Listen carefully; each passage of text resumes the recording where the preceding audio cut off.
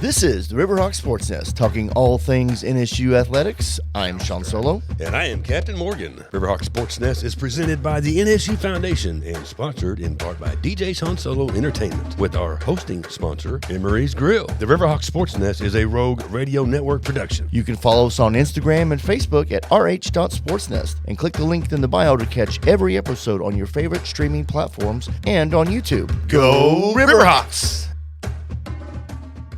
The Riverhawk SportsNest is proud to be presented by the NSU Foundation. For more than 50 years, the NSU Foundation has supported Northeastern State University students by awarding millions of dollars in privately funded scholarships, helping thousands of Riverhawks obtain their academic goals. If you're interested in starting a scholarship, you can contact them at foundation@nsuok.edu. And if you're an NSU student ready to apply, visit scholarships.nsuok.edu.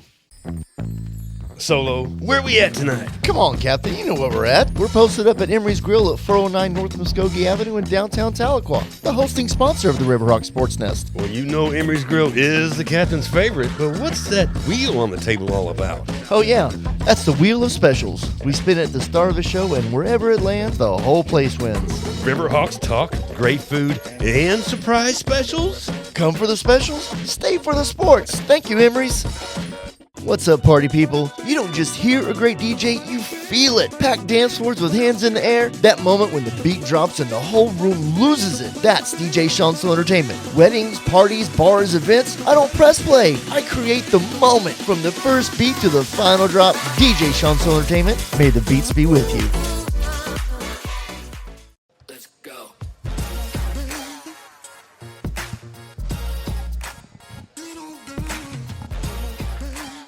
Good evening, ladies and gentlemen. This is the Riverhawk SportsNest podcast.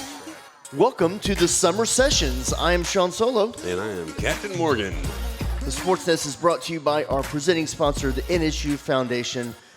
And we'd like to thank our hosting sponsor, Emery's Grill, who we record our show live at 6 p.m. every Wednesday during the spring and now summer here in downtown Tahlequah. We'd like to encourage everyone to hang out, watch the show in person, and meet the players and coaches. Our welcome aboard the Riverhawk SportsNest, where Captain Morgan and DJ Sean Solo bring you to port with the coaches, athletes, and stories that sail Northeastern State athletics. We're here to spotlight the crew, celebrate the green and white, and keep Riverhawks fans connected all season long. I like it. And you can catch the episodes on your favorite streaming platform and watch the episodes on the Rogue Radio Network YouTube channel. You can find us on Instagram and Facebook at rh.sportsnest. Click on the link in the bio for all the streaming platforms and be sure to follow, like, and subscribe. And a reminder, during our regular season episodes, we have Peggy's Perch highlights going on, which we enjoy that little It's episode. turned into a whole other animal. Whole other episode. So thank them for their sponsorship. Well, so here's the deal. The captain and I, thought we would switch it up a bit before the fall semester begins. We thought as NSU athletics is expanding, we are too. There are stories that we should highlight that are connected to the NSU family, not just in Tahlequah, but across the country. After all, we are the Riverhawk SportsNest, and as Fox 23 would say, we bring you stories that matter. Captain, tell us what we're working on for our other summer session episodes. Not like that addition there. So, we've got, I think, 6 weeks before school officially starts. So we've got four episodes coming up, one with Coach Chev from the head coach of the football team, another one with assistant coach Curtis Cheverini, the quarterback coach. And we're going to welcome back Jackson Jones, NSU alumni, who played some ball here at NSU, and Coach Bo Curry as a GA coach with the NSU football team. So we're looking forward to seeing them on board. We always love seeing the players on board, but in the summertime, it's kind of hard to get there. So glad to have our coaches here. Yeah, it'll be good stuff. So, but today for our first summer session show, today our guest is NSU men's soccer head coach Rob Czlonka. Thank you, guys. Super glad to be here. Well, I'm really glad you're here, and I'm glad we've been hanging out and talking World Cup and all this kind of stuff. And you'd kind of put the bug in my ear, and I thought, yeah, you know what? We need to have you on. So here we go. So we're just going to dive into it. We're going to talk all things, World Cup, Yeah, NSU soccer. perfect week to have you on too. Yeah. Lots of action, and you're coming back from a big trip. So Well, today's the best day to do this, in my opinion. It's the first day that there hasn't been a World Cup game on since the World Cup started. Yeah. So, I mean, I'm glad that I, didn't have to tell you guys no. Me too. So I could watch the game. But it's been a tremendous summer with all of the run up to the Cup, with the friendly games that have been played, the hype of all the fan experiences. And then just the Cup itself has been incredibly dramatic and intense, and it's had all types of different flavor, with all the different countries coming and coming to the United States and experiencing our culture and our hospitality, but then also sharing some of theirs. So it's been a really great experience, I think. That's some of the biggest things that I've seen. It's so nice to see our social media filled with fun stuff and not, the things in the world right now, but to see, the Tartan Army, the Dutch Army, and seeing all these guys experiencing America and just being embraced. It's been fabulous to watch. there's a couple of things that I've seen that one thing I don't think they understood was our ranch dressing. One thing, Oh yeah. I think the one thing they found, because it's like out on the shelves, like completely everywhere, out everywhere. And then the heat, that was the other thing. They said, we thought it was hot over there, but it's hot here. The people in Texas, it is hot here. Oh yeah, I mean, I get that I get that all the time with our internationals. They show up and they're like, Coach, ranch is amazing, just amazing, and everything has got to have ranch on it now. Right, and I think TSA actually came out with a notice saying, it's fine that you bring it, but you need to check it. Do not bring it on board as your carry-on. Yep. You gotta pack it away. One of my favorites is there's I can't remember where the guys are from, but they're about to sit down and eat some ribs, and they get a knife and fork, and one of the guys from the restaurant comes and goes, no, let me just put that down, pick it up, and they dive into it, and they're just blown away. Yeah. It's fun to watch. Mm-hmm. So this is one of the thoughts I had on my brain when we scheduled this with you, Coach, is with the excitement and the success of the U.S. men's team throughout the tournament, and we'll talk about Monday's match a little bit later, but Americans getting behind this team like never before.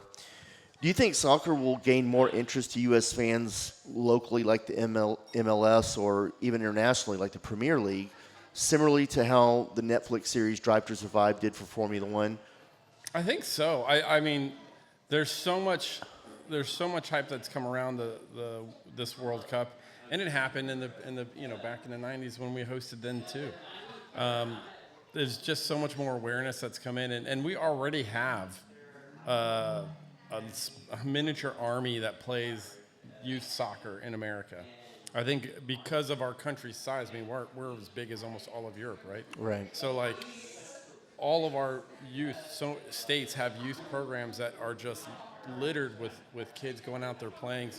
But I do think that this Cup, with some of the generational players that they're being able to see and how well those players are doing, that's going to inspire these young people to try to go out there and mirror those skills and those tactics and those habits. And I do think that'll raise the bar for our country's youth programs. Well, kind of speaking about the youth programs, obviously you this past summer you put on a few, or you had something to do with one locally. Let's talk about that.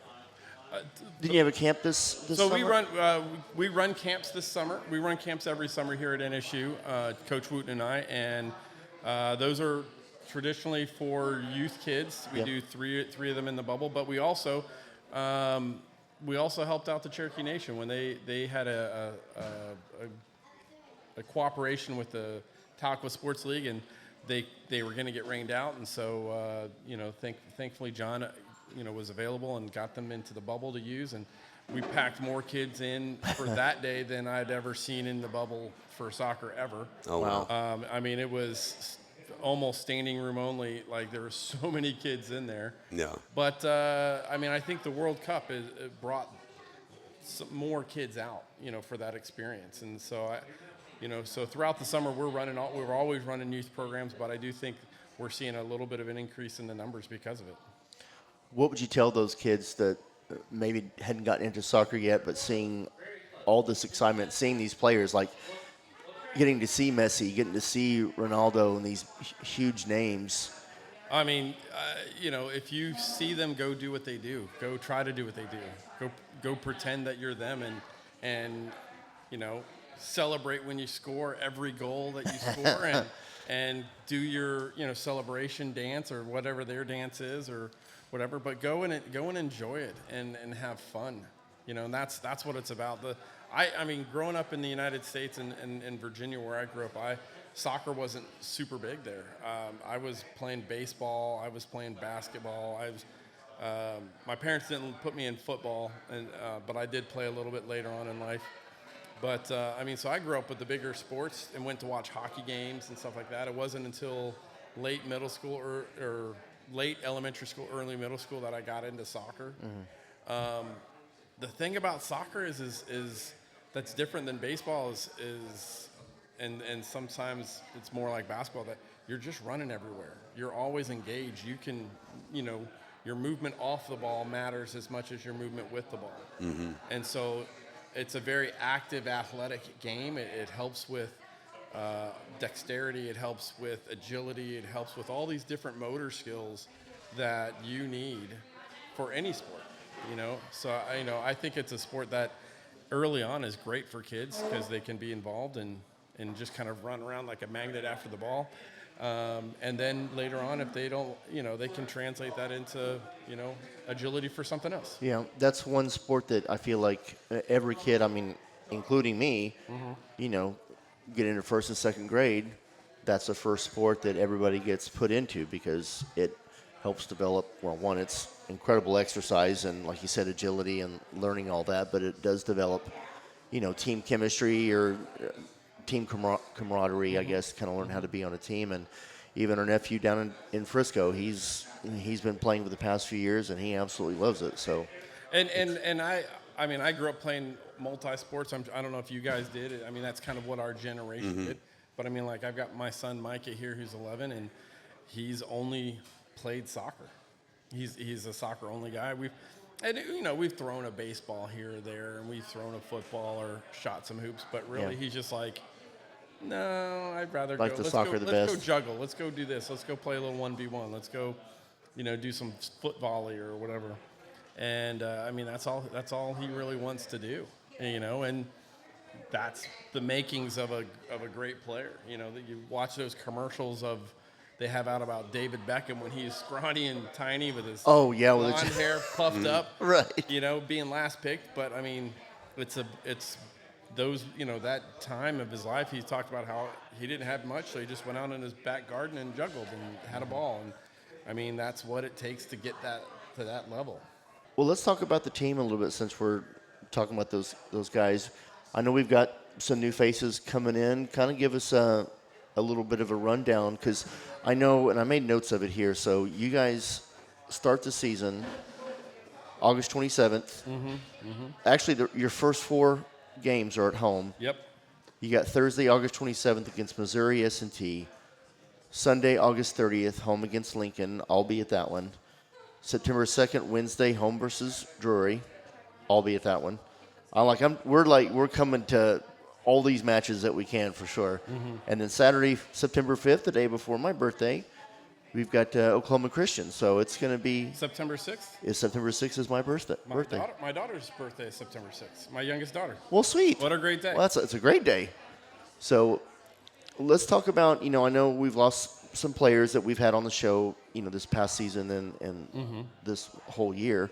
So tell me kind of some of the new faces that we're going to see and kind of who to watch out for. So, I mean, we've got it's hard to say. We are going to have just about everybody returned from last year.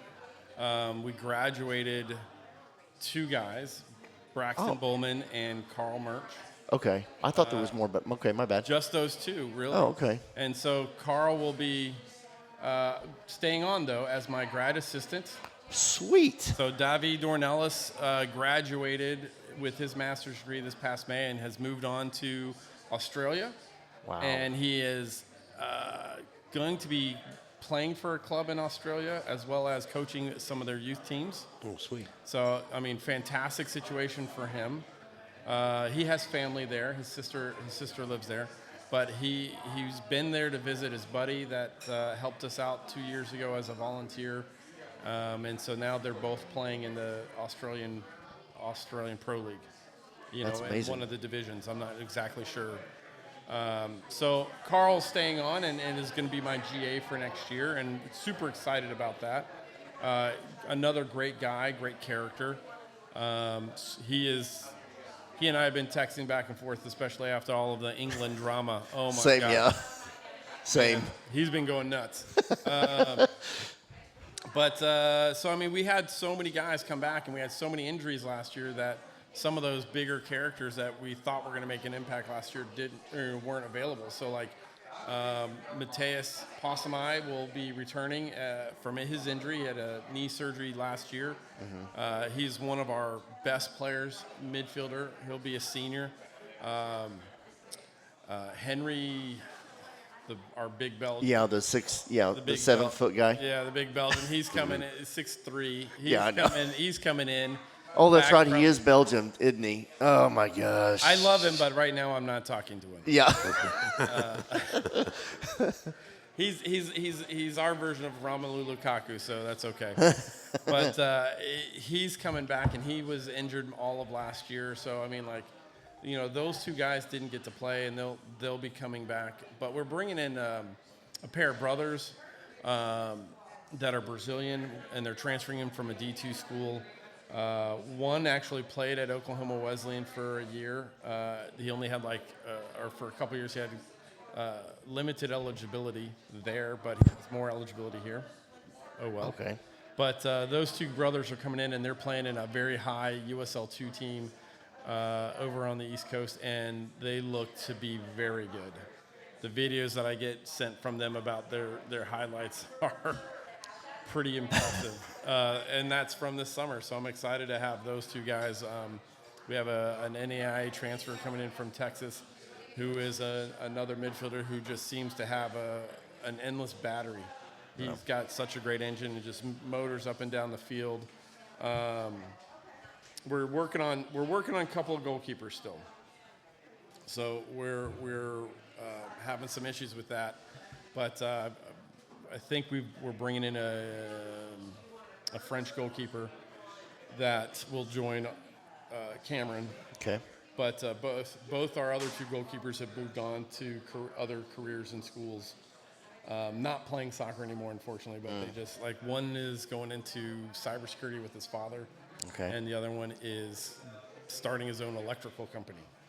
And so, I just had his time at soccer at NSU, and that happens at our level. There's guys that make these choices, and they go, this is I've been doing this college thing for 4 years, and I've been playing and enjoying it, but I need to move on in life and start the next phase. Is it hard to move along as far as staying in soccer to get into the professional?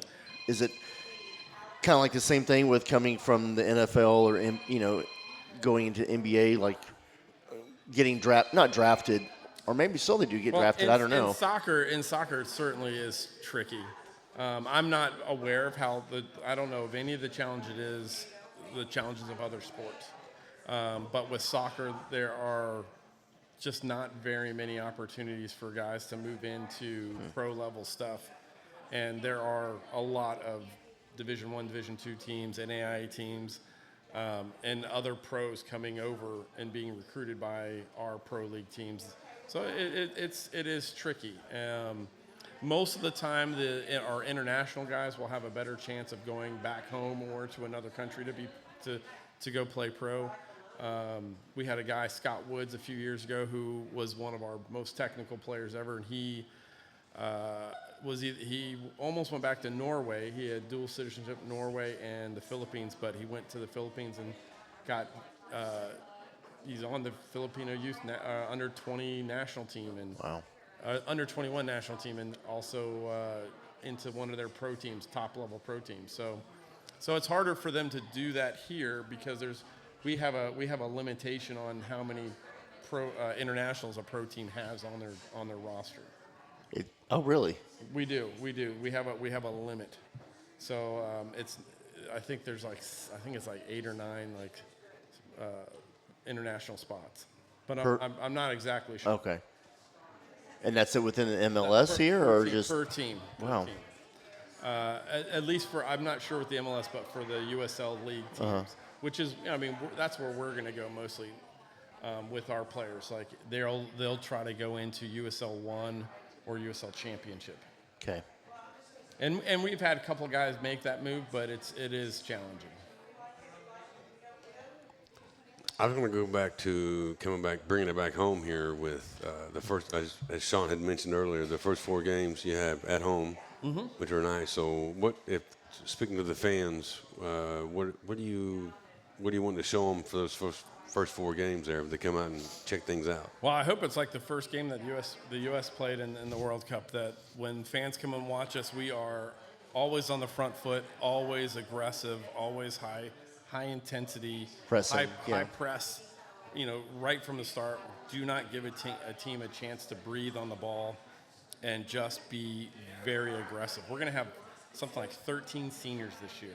Okay. So I'm hoping we are at our max, in terms of our competitive level, in terms of our maturity, in terms of our gamesmanship and our mentality, and that these guys can just fly on the field. And then when we sub, I'm looking at our bench and going, man, we've got experience coming in off the bench, and those guys should just keep that tempo high. So I'm really excited to see what these guys can do. It'll be fun, and for that fan experience, hopefully we'll get the crowd going. The We're going to get out there, the internationals of the men's team out there with the chants and the drums. We like to call them the ultras. We want to get the ultras out there and get them banging away on their drum and singing and chanting. And we hope that there will be more sororities, fraternities, getting involved with it. Yeah, coming in and joining that crowd and having that experience. That was one of the experiences that we had when we went to the World Cup. One of the World Cup games is just that fan experience of singing and dancing and chanting the whole game is phenomenal. Well, and that's what I'm wondering is because of all that people have seen on social media and experienced it, that if they come to Delos Field, they're going to be like, ooh, we can do it too. The guys already have chance, and let's just get into it and just experience it even locally. So let's shift back to more World Cup stuff and your guys' experience, because I know you had 2 huge matches you got to go up and see in Kansas City and stuff. But I wanted to first ask you about what's impressed you most about how the U.S. has handled the pressure of hosting across the country with you've got all these football stadiums that apparently can grow grass, and I can't even get grass in my front yard, and they're got this amazing turf out on the pitch. But outside of all that, how do you think the U.S. is held up and hosted? Well, I've only been to the Kansas City Stadium. I went to that one twice this Cup, and it is the field looks impeccable. It is so beautiful. They took out some of the bleachers to fit in the proper size pitch for the World Cup, but to lay down they didn't just lay down sod and play. They've built a base. They put in irrigation and stuff. So even at halftime, when the players are off, they've got the sprinklers up, watering the grass, and people out with dozens of people out, going through and fixing divots and adjusting the field or whatever. And they've really got an army of volunteers or workers that are doing such a great job of taking care of the grass. Kansas City, I think, is one of all the cities that we have are great soccer hubs in the United States. And there's so many great cities that aren't hosting that are also great soccer hubs. But I know if they're doing that in Kansas City, you've got to be seeing that in Dallas and in Houston and in Miami and New Jersey and in New England and over on the West Coast, up and down the West Coast, Seattle, California. Right. I mean, they're doing all of that type of stuff too, because every game the field looks immaculate. The pitch in Dallas, and that's of course where I lived forever, but they've got these lights that they bring down to get that grass to grow, and they did the same thing. They got rid of the suites to make it wider, and it's elevated and got the irrigation, and everybody, the broadcasters or even the former players are going, it's like, I want to put on my boots and go. Yeah. I mean, I want to just go lay down there on the grass and sleep on it.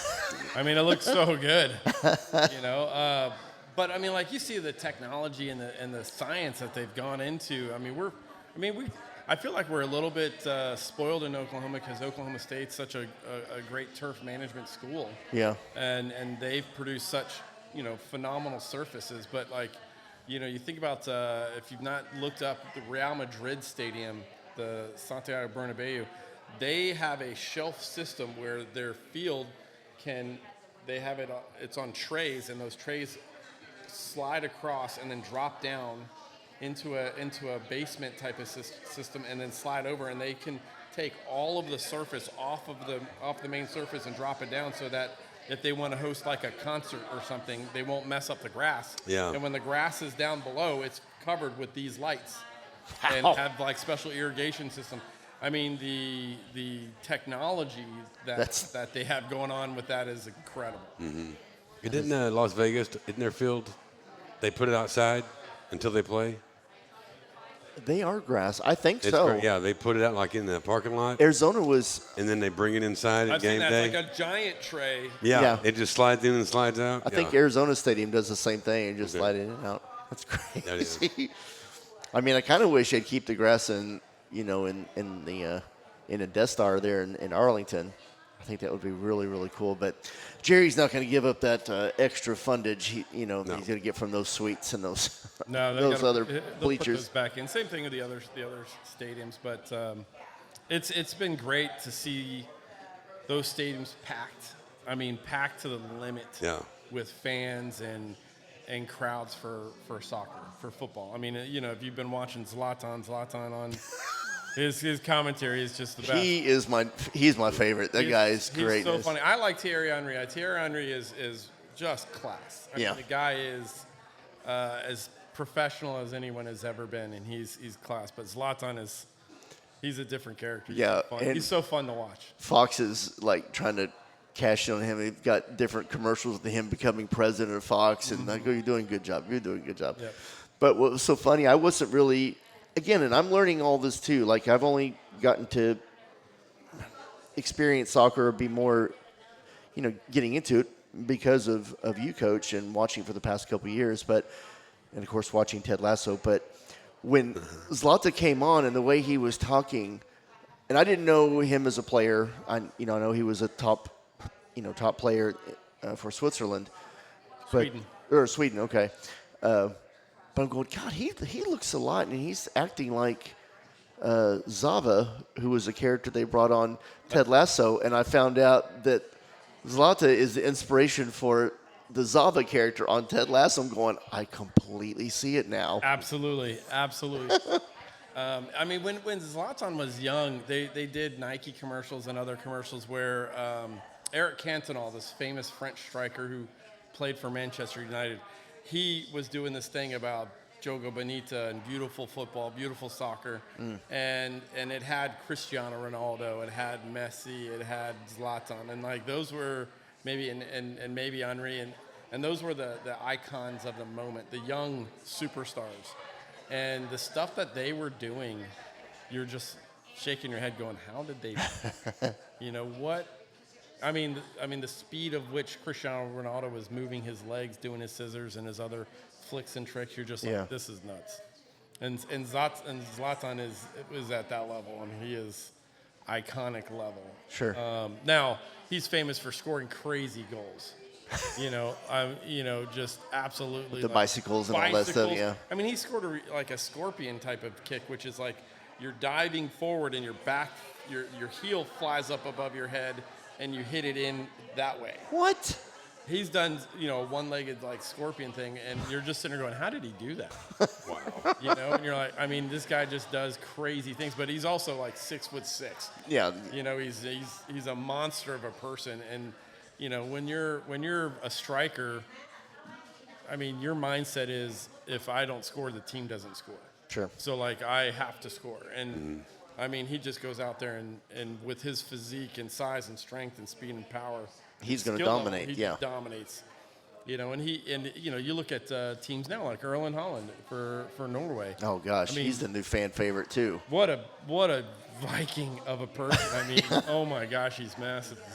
But like, he is good. I'm not saying he's not. He's still super skilled. But like, he is told everybody. He's told the world. He goes, if I get 5 touches and score 5 goals, that's all I care about. Yeah. He's not trying to get the ball and hold it. Whereas like, Zlatan was in that generation with Ronaldo, where it's like, hey, I want to be able to hold the ball. I want to be able to run at people. I want to control it. Do different things, not just this. Right. Whereas Erling Haaland is demonstrated now in his experience. He goes, all I'm concerned about doing is this right now. Now, could he do these other things? Maybe. I don't know. He hasn't shown us. He could. Which we might see coming up in the quarterfinals. Who knows? And maybe he develops it. I mean, players, adapt and change over time. They got to, you don't want to be one-dimensional. It's easy to defend.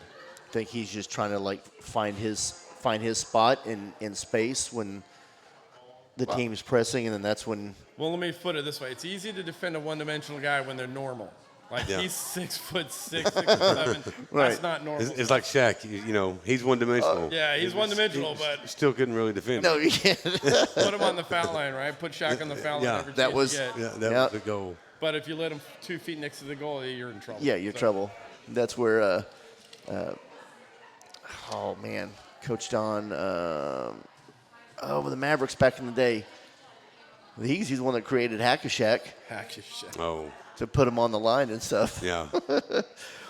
Well, talk about, we said earlier you guys got to experience 2 of the matches, and I saw some of your social media posts with you got to be involved with the Dutch Army, and you got to experience the bus and everything. Tell us about that, how that was in Kansas City. I mean, obviously I watch a lot of international soccer, football.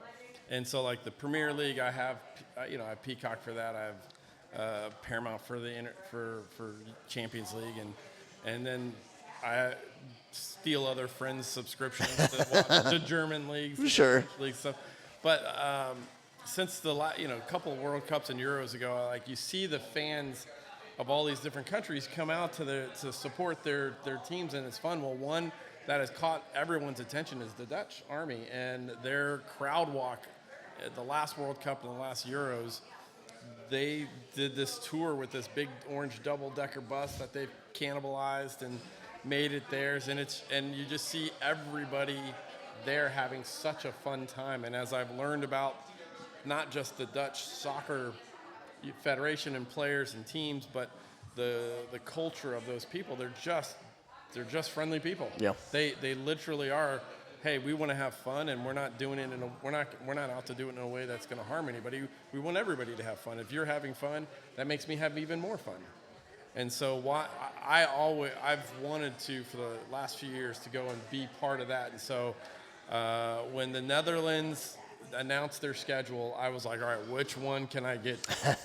And I was going to go down to the Dallas one, seeing how they were Houston, Dallas, and Kansas City. But because I have a relative up in Kansas City, I was like, all right, that's the one I can get Sure. to. And that's the one that fit better timelines for me.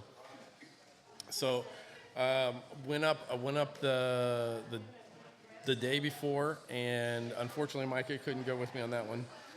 But I went up the day before with some friends, and we started off the morning at going to Power and Light, which is that area that they do a lot of fan watches for U.S. national team games. And I didn't quite know it my first time going there, and it's basically like a square or a backyard for all these different pubs and restaurants that kind of back onto it. Right. And it has like little stairs up onto the road that is right by the T-Mobile Center. And it's usually, I've seen it on TV packed for USA games. Well, when we went, we couldn't even get onto the street that was on the other side of the bar. You can't even get within a block of it, pretty much. Right, and then finally we found a place to go through, some Irish pub to go through, and it is packed. I mean, lines, like 8 lines to the bar that are 30 people deep. I mean, it was orange everywhere, and then I made it out to the outside and to see like the little stage, and the people who are on the bus who are going to be on the bus were on that stage, singing and dancing already, and it was just, covered in orange. And I've been to some games. I've been to some national team games. I've been to some Sporting KC games, FC Dallas games, Chicago Fire games, and nothing Like this. Nothing like this. I can't believe they shipped that bus down to Houston on a cargo ship and had it just driven right off.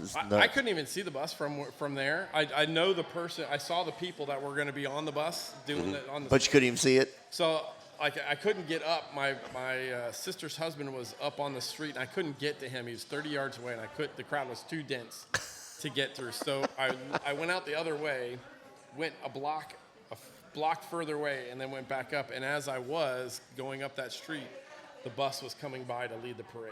And I was like, oh my gosh. And so I got within like 5 feet of the bus, and I'm like high-fiving all these people that I don't know. I was wearing a Dutch T-shirt, with their logo on it, and for orange.